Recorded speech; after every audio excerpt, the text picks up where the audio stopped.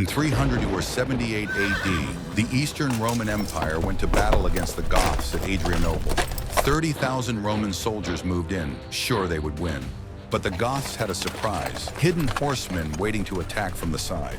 The Romans were surrounded, and by sunset, most of them were gone, even the emperor. It was a huge loss for Rome, and it changed the empire forever. That short account captures the end of the story, but not the beginning. To truly understand why this disaster struck Rome, one must go further back, years before the fateful day when steel clashed on the dusty fields of Thrace. The road to Adrianople began not in the Roman Empire at all, but far away in the endless grasslands of Central Asia, where a storm was forming on horseback. The Huns. They appeared suddenly in the historical record during the mid-4th century. Unlike the tribes Rome had long fought on its northern frontier, the Huns were terrifyingly new. They were nomads born in the saddle, living their entire lives on horseback. They could shoot arrows while galloping at full speed with uncanny accuracy. They struck without warning, raided entire villages, and vanished before an enemy could respond. To those who survived their attacks, the Huns seemed less like men and more like demons unleashed from the east. When the Huns pushed into the lands north of the Black Sea, they smashed into the Gothic tribes who lived there. The Goths themselves were not one single people, but a collection of tribes, among them the Tervings and the Gruthungs. These tribes had their farms, their herds, their customs, and even their own kings. They had fought Rome before, sometimes raiding across the Danube, sometimes serving as mercenaries for the very empire they threatened. For decades, there had been a tense balance, but the arrival of the Huns shattered that balance forever. The Gothic tribes could not withstand the fury of the Huns. Villages burned, families scattered, and chiefs were slain. Entire Gothic peoples were driven southward, fleeing for their lives. And where did they flee? Toward the river Danube, the frontier of the Eastern Roman Empire. In 376, tens of thousands of Goths appeared on the Danube, a desperate nation of refugees. Men, women, children, all carrying what they could, begging to be allowed across into Roman territory. They had only one request: let us settle under your protection. For Emperor Valens, ruling in Constantinople, this request seemed like an opportunity. Rome always hungered for manpower, both for soldiers and for farmers to till neglected land. If the Goths were settled in Thrace, they could strengthen the empire, and so permission was given. Roman ships ferried Gothic families across the Danube. It was one of the largest migrations Rome had ever witnessed. But what might have been a story of mercy and cooperation soon turned into disaster. The Roman officials responsible for resettling the Goths were corrupt and greedy. Supplies were mishandled, food was short, and when it did arrive, it was often rotten. Soldiers and officials demanded bribes, forcing Goths to sell possessions, even their own children, in exchange for survival. One infamous story tells of Roman commanders selling dog meat at outrageous prices to the starving Goths. The refugees who had once looked to Rome as saviors now saw only betrayal and humiliation. Anger simmered, and then, inevitably, anger turned into open revolt. By 377, Gothic bands were raiding across Thrace. Roman garrisons were attacked, villages plundered, and whole regions fell into chaos. The refugees had become rebels, and the empire had created its own enemy within its borders. Valens, embarrassed and furious, could not allow this to continue.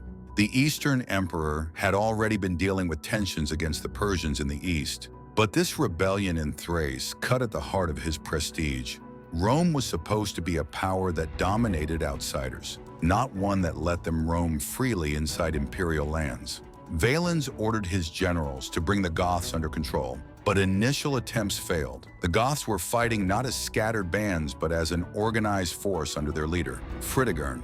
He was a skilled commander, patient and cunning. He knew his people could not face Rome in open battle unless the conditions favored them. So he maneuvered, delayed, struck quickly, and avoided being cornered. Valens realized he would need a massive army to crush the revolt. Throughout the east, troops were gathered. Heavy infantry of the legions, cavalry detachments, archers, and auxiliaries from various provinces. By the summer of 378, Valens had assembled around 30,000 men. This was no mere punitive force. This was a full-scale Roman field army. Meanwhile, in the west, Valens' nephew Gratian had also raised an army and was marching east to assist. But Gratian's advance was slowed by trouble on the Rhine frontier, where Germanic tribes had crossed into Gaul.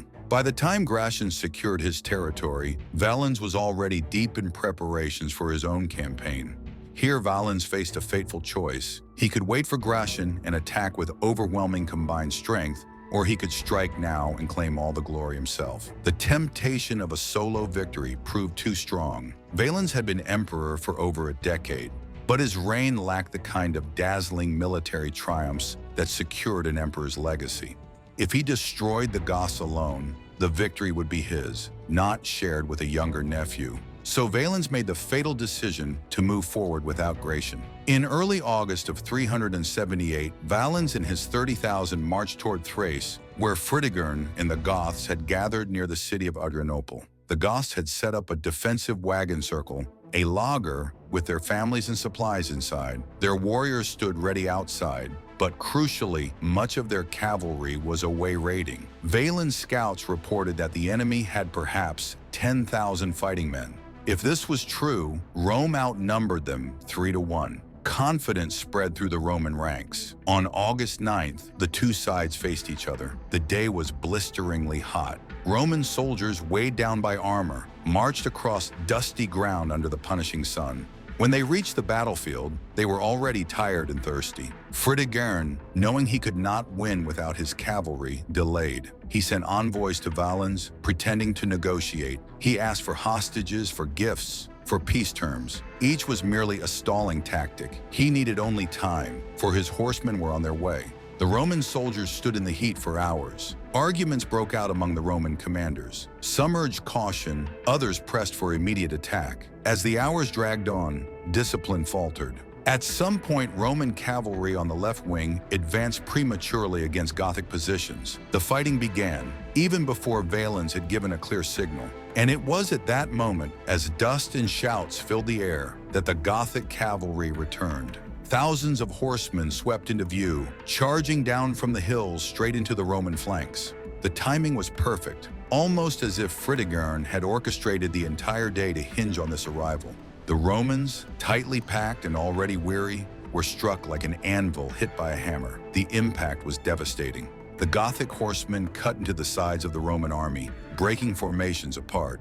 Arrows whistled down, cavalry lances pierced armor, and panic spread like wildfire. Roman units tried to hold, shields up, spears forward, but they were being attacked from all directions. The battlefield dissolved into chaos. Legionaries stumbled over each other in the dust. Orders were drowned out by screams. Heat and exhaustion made reorganization impossible. Once the line broke, there was no saving it. In the heart of this chaos was Valens himself. He was not a cowardly man. Emperors who led armies were expected to stand with their soldiers, but fate turned against him. One account says he was struck by an arrow and collapsed, his guards trying in vain to save him. Another story claims he was carried to a farmhouse where Gothic warriors set fire to the building, burning him alive. What is certain is that his body was never found. An emperor of Rome simply vanished into the smoke of battle. By sunset, the Roman army no longer existed as a fighting force. Of 30,000 men, nearly 20,000 lay dead on the field. Officers, generals, entire units were annihilated. Only scattered survivors escaped into the countryside. It was not just a defeat, it was destruction. And so ended the day of Adrianople, a day that would echo through history as the moment Rome's might was broken by the very people it had once sought to use as allies. But in truth, Adrianople was only the beginning. The consequences of this disaster stretch far beyond the battlefield, shaping the destiny of the empire for generations. As the dust settled over the fields of Thrace, smoke rising from the corpses of 20,000 Roman dead, the question loomed: what would become of the empire now that its eastern army was gone and its emperor vanished? The survivors who staggered back to Constantinople brought tales of horror. They spoke of comrades cut down by horsemen, of the emperor's disappearance, of an entire army swallowed by Gothic steel. To the people of the Eastern Roman Empire, the news was almost impossible to believe. Rome had suffered defeats before, but rarely on such a scale, and almost never with an emperor himself lost in the carnage. Panic spread quickly. The countryside lay open, with no army strong enough to block the Goths if they chose to march deeper into imperial lands. The Goths, however, did not immediately storm Constantinople. Instead, they roamed freely across Thrace, raiding, plundering, and striking fear into the villages and towns. They had won a staggering victory, but theirs was not the disciplined conquest of an organized state. They were still a people on the move, with families, wagons, and herds to protect. Their victory had given them freedom of movement, but it had not yet turned them into the rulers of Rome. Inside Constantinople, the imperial court reeled. Valens was gone, and his body could not be recovered. For the Romans, the loss of an emperor in such a fashion was a humiliation almost as great as the battlefield defeat itself. Emperors were supposed to stand above the chaos of war, symbols of Roman order. Now Valens had perished like any common soldier, his fate shrouded in uncertainty. Some whispered he had been abandoned by his men. Others claimed the Goths mocked his remains. The truth was hidden forever in the ashes of a farmhouse. The death of Valens left the Eastern Empire in crisis. His nephew Gratian, ruling in the West, suddenly found himself the senior Augustus of the Roman world. Gratian was still young, barely in his 20s, and though he had shown promise, he had not been prepared to carry the burden of both halves of the empire. To steady the East, Gratian appointed a new emperor, Theodosius, a Spanish-born general of experience and ability. It would be Theodosius who faced the impossible task of restoring order after Adrianople. But even with a new emperor, the empire could not erase what had happened. Adrianople had destroyed not just an army, but Rome's aura of invincibility. For centuries, barbarian tribes had feared the legions. They knew Rome could raise army after army, crushing resistance with relentless discipline. Now, for the first time in living memory, a Roman army had been annihilated by outsiders on Roman soil. Word spread quickly beyond Thrace. On every frontier, enemies of Rome took note. If the Goths could do this, perhaps others could too. In the months after Adrianople, the Goths pressed their advantage. They marched through the Balkans, threatening key cities. At one point, they even approached Constantinople itself. For the people inside the great capital, terror grew. But the city's massive walls and defenses, strengthened by years of imperial investment, were too daunting for the Goths to assault directly. They had won a battle, but they lacked the siege engines and organization to take the empire's greatest stronghold. Still, the mere fact that they could roam so freely was a disaster for Rome. The countryside was devastated. Farms were abandoned, villages burned, trade disrupted.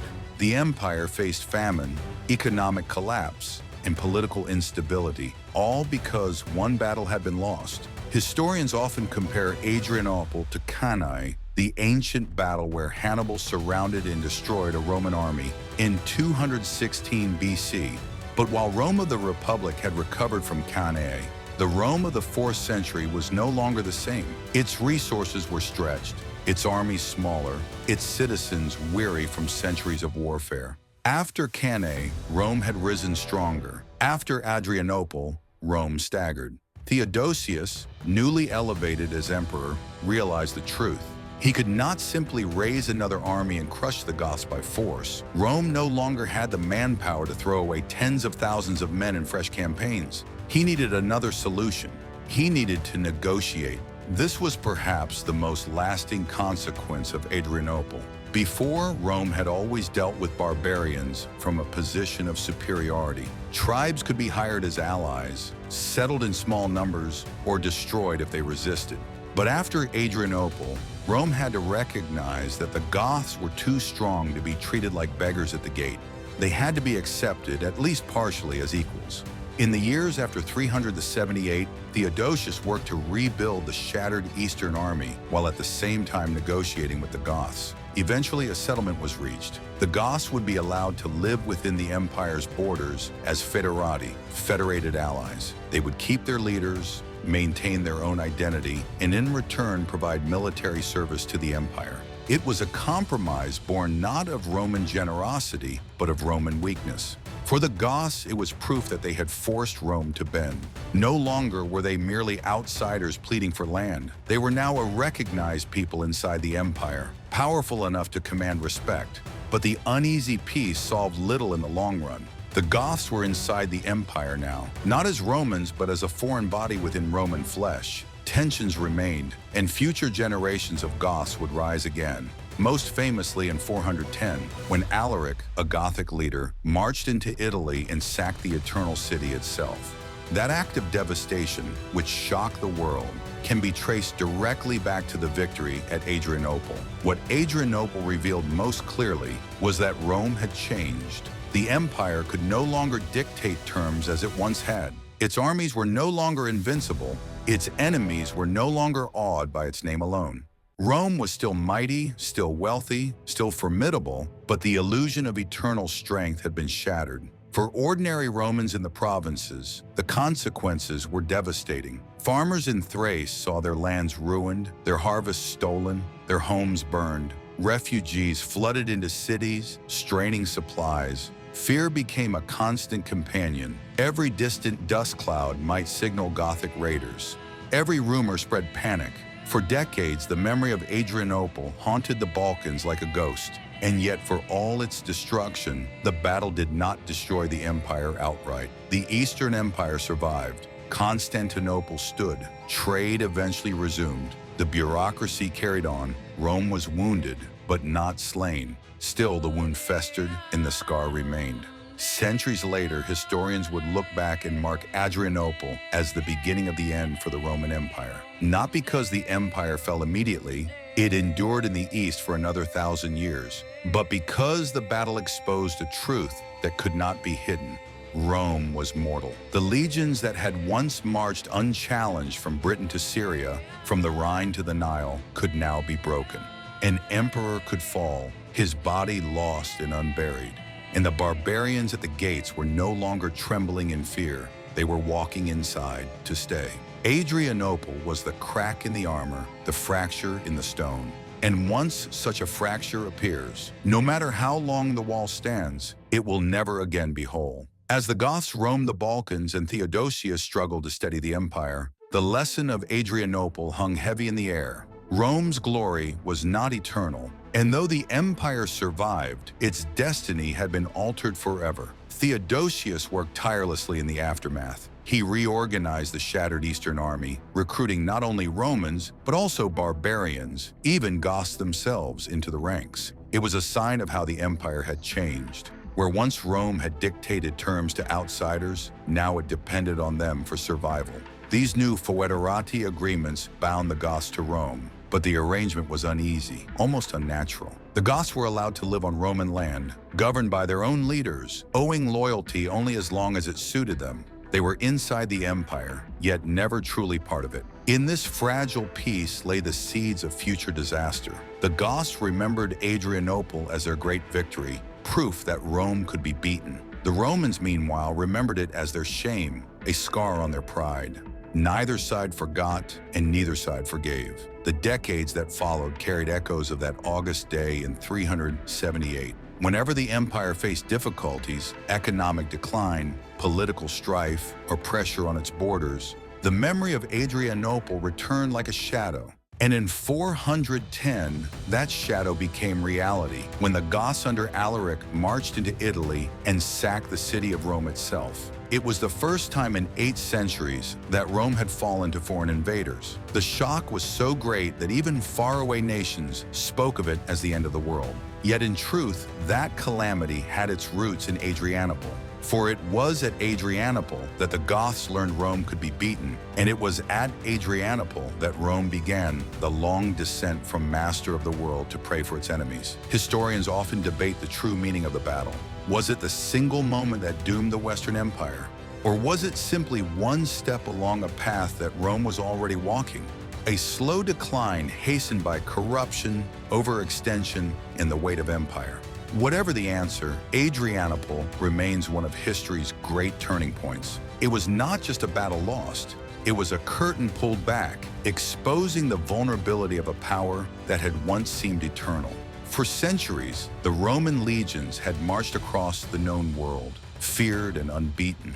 On that hot summer day in 378, they were trapped, surrounded, and slaughtered. An emperor perished without a grave, and the barbarians, once mere refugees at Rome's border, walked away victors. The smoke of Adrianople drifted into history, but its meaning never faded. It marked the end of an illusion that Rome was invincible, that Rome could never fall.